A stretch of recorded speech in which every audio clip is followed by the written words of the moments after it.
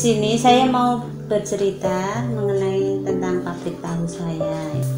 Pabrik tahu saya berdiri itu tahun 1995.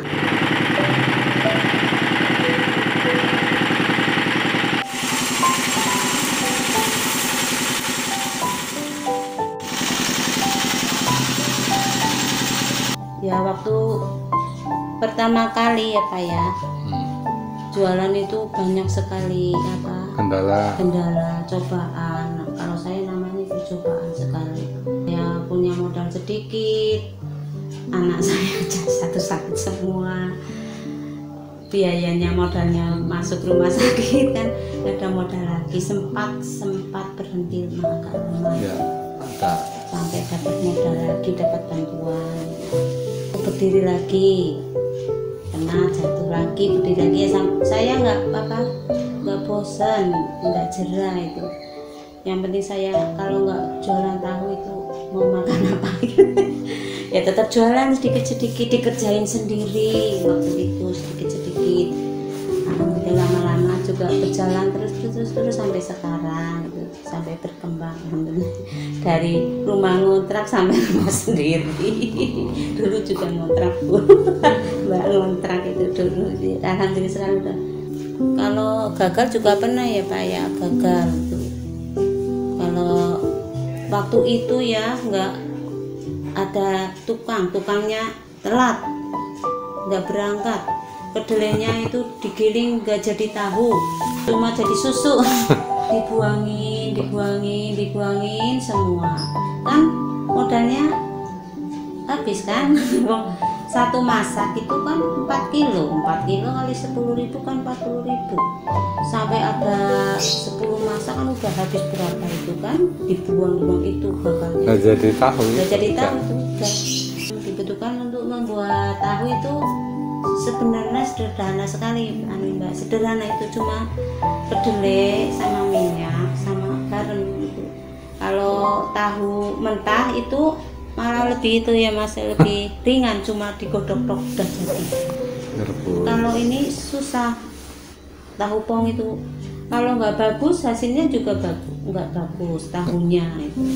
Kalau bagus hasilnya juga bagus, kalau nggak bagus hasilnya itu banyak yang itu rusak, itu yang jadi remuk-remukan itu. Pisahin dijual sendiri, itu juga laku, banyak yang nyari. Ya orang tua nggak mampu, nggak bisa nyekolahin waktu itu.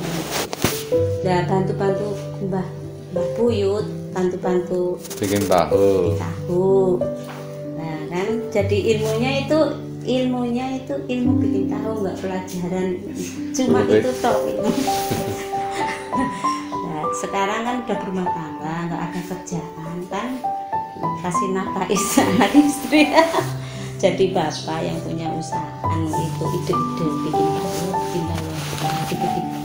dikit-dikit sekali dulu, bikin sendiri, jual sendiri, sama itu idenya bapak. Saya istri kan cuma mendorong, ikut bantu itu.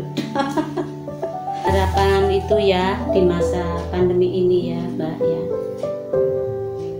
jangan naik terus lah, mohon pada pemerintah loh, jangan naik terus, pusing gitu ya, minta itulah apa, keringanan dikit lah. Masa baru berapa hari naik terus full naik terus, dari 7.000 dulu paling tinggi, sekarang sampai 10.000 11.000 kan susah itunya ngelolanya itu. Kadang dikecilin pada protes, besar harganya besar, katanya kemahalan. Kalau berpengaruh sih enggak ya Mas ya, berpengaruh sih enggak ya masa pandemi ini. Kalau pabrik saya itu selalu habis, maksudnya selalu ada pembeli, cuma ada kekurangannya itu bakul-bakul itu apa namanya, asongan kan ya. Katanya itu nggak ada bis lewat, keretanya nggak jalan, ada bis nggak ada orang kan, nggak, masa pandemi kan nggak ada orang berpergian jauh-jauh kan, nggak boleh itu. Jadi banyak sekali, ada 10 sampai 10 orang itu nggak ada yang ngambil sama sekali.